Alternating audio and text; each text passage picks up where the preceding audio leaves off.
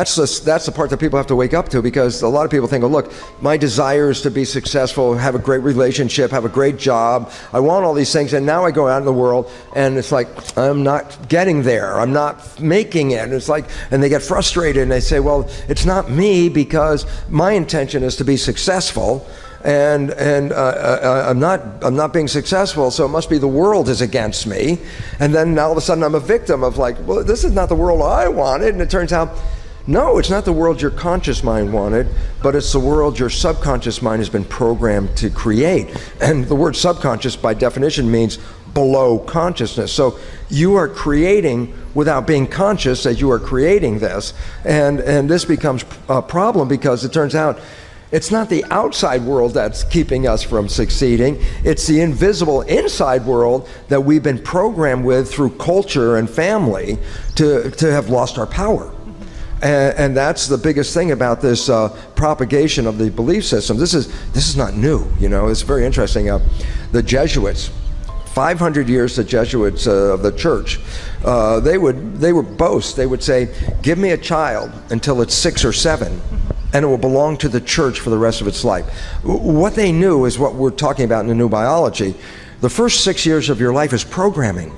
Programming from other people, not your programming, parents, family, community. You as a child are in a hypnotic state for 6 years. Your brain is functioning in a hypnotic state, meaning the first 6 years is download, download, download. And the problem with the download is we're not conscious during that part, which means whatever was downloaded, you didn't filter it with your belief system. You didn't have a belief system. Whatever you heard, saw, or experienced in the first 6 years is a recording, just like this is a tape recording, boom, down in your subconscious mind.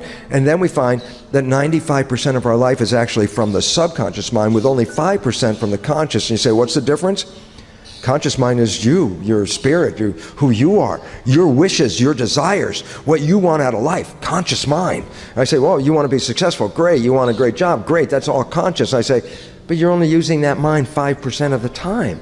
You're living your life 95% of the time with the programs that you got from other people. So the truth is, you are living other people's lives invisibly, because it's called subconscious, meaning you don't see it.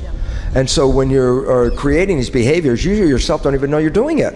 And if your behaviors are not supporting you, then you sabotage yourself without even you knowing you're doing it. And that's where the victim comes in. It's like, oh my God, I want to be successful, I'm not. The world's against me, I'm a victim. It turns out, no, you were programmed not to succeed, and you're engaging the program without you seeing it. So we were sabotaging ourselves without ourselves knowing it. That's why the new biology, I want people to wake up. People out there that have fallen in love, and you know, if you could go back in your mind just for, you know, I want you to go back to that point where you fell in love. I call it the honeymoon period, where you did this. How did the honeymoon happen versus how did the hell the day before happen? The answer was, when you are falling in love, you actually don't go into the subconscious program, because the conscious mind is so excited about being here, it doesn't leave, and that's why the problem most of the time is our mind's thinking. And when the conscious mind's thinking, by definition, it's not paying attention, and that's when the subconscious programs run. When you're in love, the conscious mind doesn't want to go anywhere. It wants to be right here and take in all that love. So this is one time in your life where you have a tendency to stay in the conscious mind. I said, well, what happens when you stay in the conscious mind? The answer was, you created heaven, because you were creating from your wishes and desires. But the moment life gets busy again and your conscious mind starts to travel, then you go to the default, and the default is a subconscious program.